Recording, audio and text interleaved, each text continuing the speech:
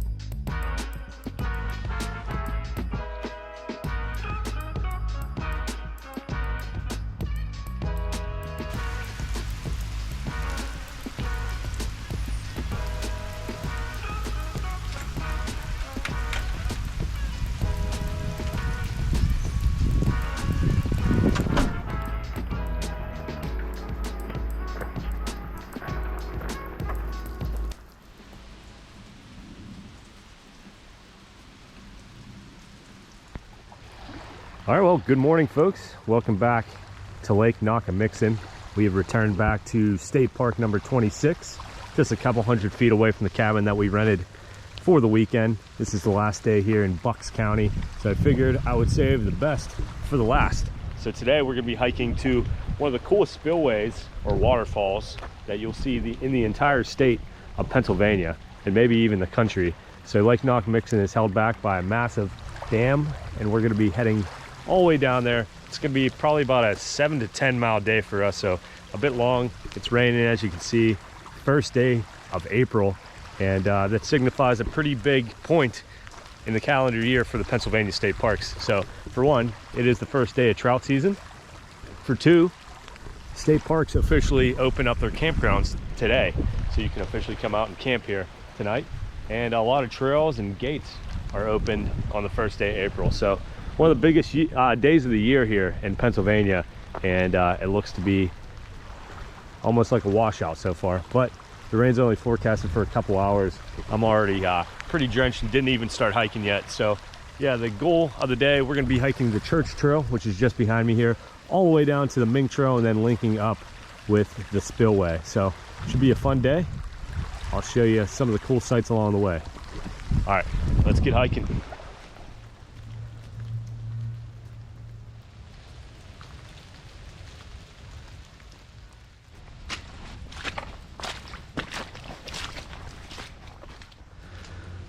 Well, this trail is just about as muddy as you'd imagine. I looked at the all trail reviews last night, and pretty much everybody was complaining how muddy this trail was. And I'm guessing because of the rain, it's not going to be any better today. So this is another example of a horse trail, a multi-use trail that we've seen along the old mill trail, where these horses just beat these trails up until they're just a muddy mess. And unfortunately, that's what we'll be hiking on pretty much all day today. Another thing is, it's probably one of the warmest mornings yet this year. I looked at the weather this morning. It said it was pushing 60. So 60 degrees for, 7 a.m. Can't really beat that. Feels like a nice summer morning. Wildflowers are popping up all over the place. Seen, I don't know, 6 or 7 different varieties so far in my trip out here to Bucks County. We'll keep an eye out and see if we can ID any more as the day progresses here. So let's keep going. All right, well, we were just talking about wildflowers a little bit, and I want to show you these guys down here. We already ID'd these this year, but these are something known as the lesser celandine, and as you can see, they're pretty beautiful. They grow pretty much everywhere. They take over areas, and they're one of the first wildflowers that you'll see in the spring. So, I mean, I've probably seen 1,000 of these within the last couple of days, and you can see they're growing all around this manhole lid. But there's kind of a dark story to these guys. They're actually invasive species brought over from Europe and Asia. And as you can see, they're pretty much taking over everywhere we look here. They can grow in low light. They have no natural predators, and they're not native to this area. Now, I'm not going to go around and destroy all of them because I don't really believe in that, but something to think about whenever you see these guys. Like I said, these are called the lesser celandines or celandines, and pretty much everywhere. One of the first wildflowers you see throughout the year. So a little info on these guys. They're also known as the fig buttercup, I believe. So, you know, I guess the other point that I failed to mention is they'll outcompete other native wildflowers and basically push them out of an area. So if, say, you have a native wildflower that would naturally grow in these areas, those celandines will actually, you know, take over and push them out, and potentially, you know, maybe even make certain wildflowers extinct. So just a thought here as we traverse through this muddy landscape here along Lake Nockamixon.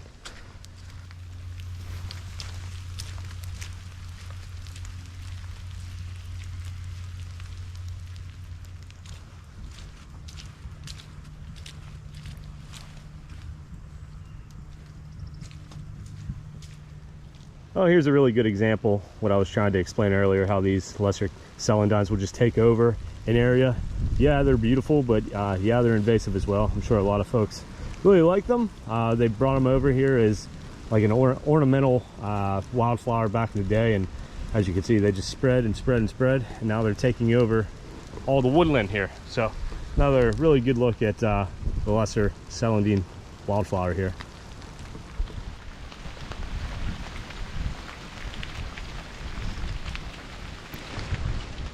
I've been thinking about this for years, about buying one of those head umbrellas that you see.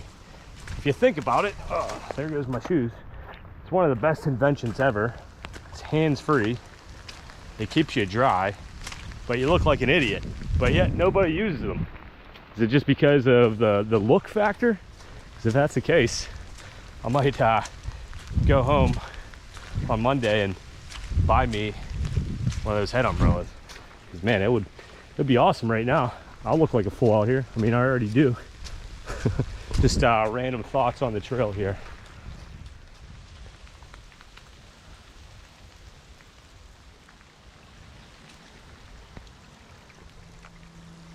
All right, well, if you are a little curious about the history here at Nockamixon State Park, I'll briefly sum it up for you. If you missed my video that I did here a couple weeks ago, I talked about the dark history of what happened here at Lake Nockamixon. Hundreds of people were basically evicted out of this valley that is now a lake. Farms were seized, prisoners were brought in to destroy the land, and eventually the dam was built, and hundreds of people lost their homes, and even a few folks took their lives after their family farm was basically destroyed after being handed down from generation to generation. So pretty sad story, but some other info about this park. I think there's about 30 miles of hiking trail, so hiking for everybody. Of course, horse equestrian trails that we're on now.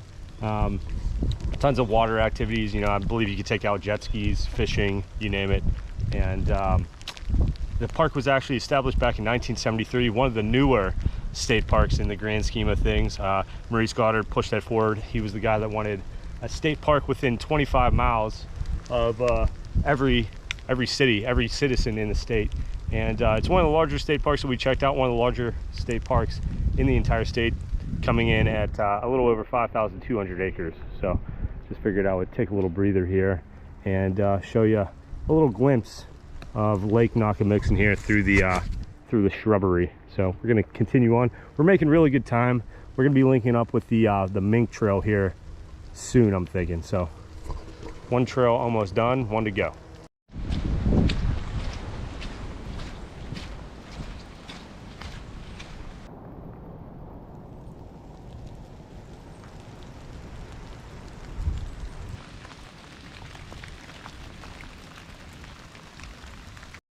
Well, I'm standing in the creek. It's a rainy day. Figured I would try my hand at doing a little herping today. Caught this little guy after flipping a couple stones over. I believe this is just a little dusky salamander. This is one of the easiest to find, one of the most common salamanders you'll find in creeks. Oh. All right, well, that was a bit of a fail. Disclaimer, the little dusky salamander did live. He hit the ground and ran away from me. I couldn't pick him back up and redo that shot. But yeah, nice little view of one of the most common salamanders in all of Pennsylvania, the dusky. They're found all throughout the East Coast. You could find them in pretty much any stream or river. Just lift up a couple rocks and you'll find one scurrying away. But if you ever do come out and do a little herping, make sure you put the rocks back where you found them. That's another reason why I hate those rock cairns, is they take away homes for these native creatures that live out in these woods. So that's why I tend to knock over any rock carrion I see, and always make sure you wet your hands before touching any salamander. You can actually kill them by picking up with dry hands. And obviously never pick up anything if you can't ID it. You don't want to get bit by something that might be venomous. So little herping for the day. Nice to say that I found my first salamander for the year.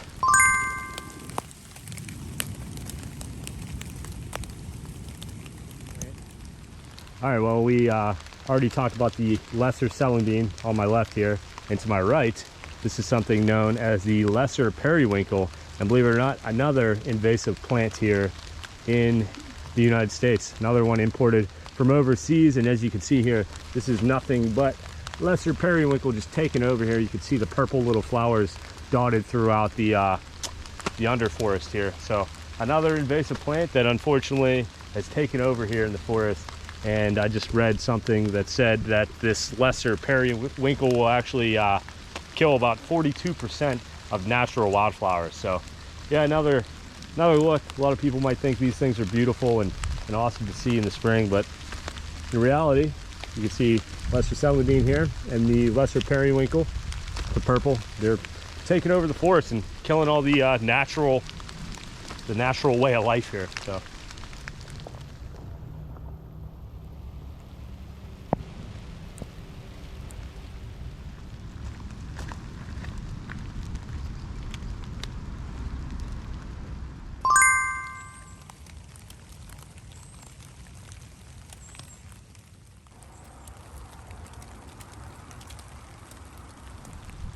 just real quick, we already ID'd these a few videos ago. These are daffodils, and as you can see, a pretty impressive grouping of these from what I read and learned over my years of hiking. Whenever you see daffodil like this out in the middle of the woods, most likely somebody lived back here. So there's a good possibility maybe the folks that got displaced from this area lived up on this hillside here. There was a clearing back there that looked like there could have been an old house there, but usually when you see groupings like this, it's a good indicator that folks lived in these areas back in the day. I know I already said that in another video, but figured I'd bring it back up. So we're continuing on the mink trail here. Should be getting closer to the spillway.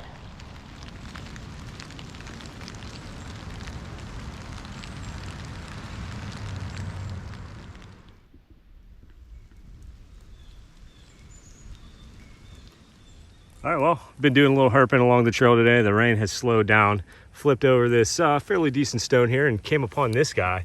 Never seen one of these before. This is all new. First ID ever for one of these. These are known as redback salamanders, or the eastern redback salamander, as you can see. It's got a nice red tinge along the back of it. And this guy is pretty docile. He doesn't really care too much that I'm filming him right now, but thought it was cool. Definitely a new ID for the channel. So two different types of salamanders today on this rainy April day. So we'll leave him go, put the rock back on him, and keep moving along the mink trail here.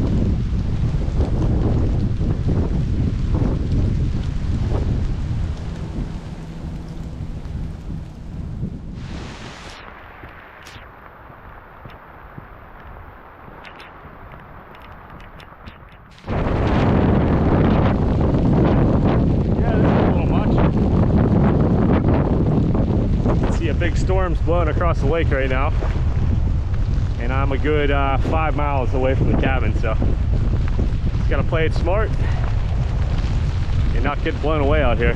The spillway is just around the corner here. But yeah, wasn't really expecting a high wind or any of this today. So let's hope we don't blow away. All right, folks. Well, I'm a little worse for wear after that little nasty storm blew through, but as of right now, no rain at all. That was a pretty good one there. Thought I was gonna get blown away. Absolutely drenched from my shoes to my underwear right now, but we're off the mink trail and kind of on this makeshift trail heading down to the spillway. So all right, folks, well, the goal of the day was to make it to the spillway, rain or shine, and here we are, pretty much standing right along the edge of Lake Nockamixon here, where the lake meets a spillway. And like I said before, it's more of a waterfall than anything. Pretty spectacular. We're going to try to hike down and around and get a better vantage point here, but nice view of Lake Nockamixon likewise here.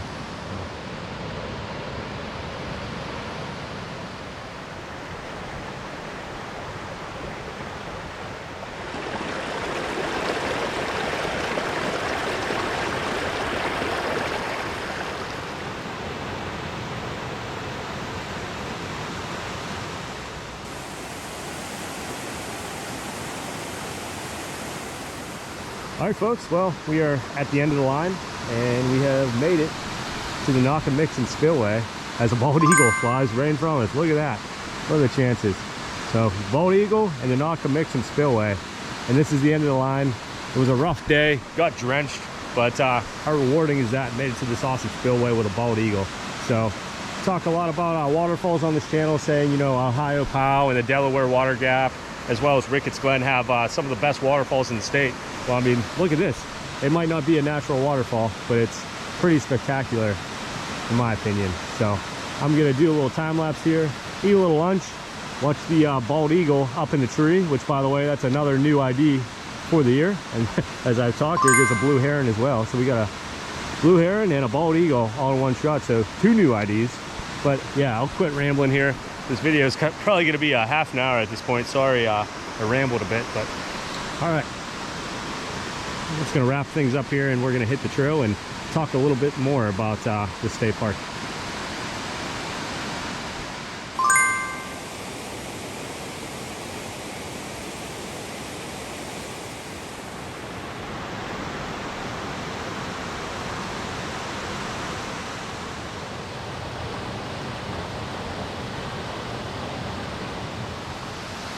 All right, well, one last glance here at the spillway, as well as the eagle up in the tree there. I believe he's drying himself out. He's got his feathers puffed out and his wings hanging down. So I guess he got just as wet as I did today. So a little disclaimer, you don't have to do what I did. You don't have to risk your life trying to hike here in a thunderstorm. There's actually a road right above here, and I'm gonna try to hike up this trail here and see if it takes me to that. But there's actually a pull-off and a viewpoint at the top of the road, at the top of this hill here. So I'm gonna try to make it up there and give you another view, a head-on view of the spillway. So that's where I will be heading next.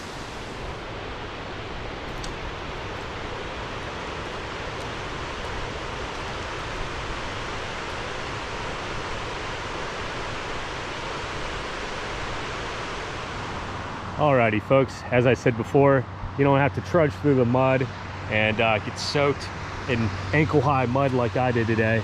You can literally drive along South Park Road here, park here, and check one of the nicer views out that we've seen today. Probably the nicest view that we've seen today is literally right off the road. Go figure. So yeah, if you're ever in the area, if you're ever by Philadelphia, stop by, pack a lunch, hang out here for a couple minutes. The only thing bad about it is the traffic noise, but you get this awesome view. So come down here and soak it all in. There goes the bald eagle flying away right there. So yeah, one last look here at Nockamixon's spillway. Definitely one of the cooler waterfall slash spillways that you will see in the entire state of Pennsylvania, in my opinion, and I've seen a lot. So we're gonna continue hiking. I have one more story to tell. So once we get to that point, I'll get back to you. So let's get back to hiking.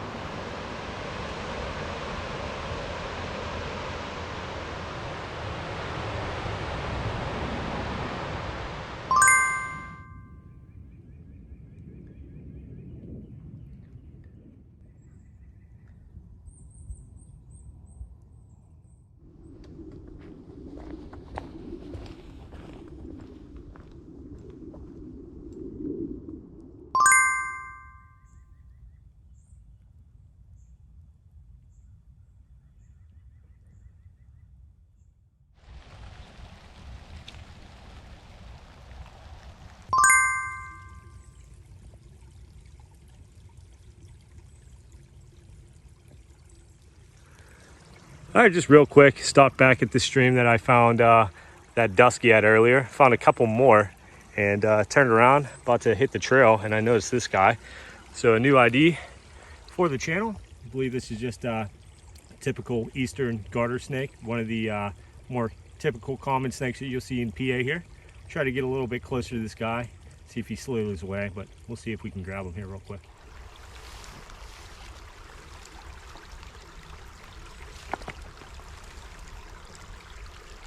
There you have it, little eastern garter snake.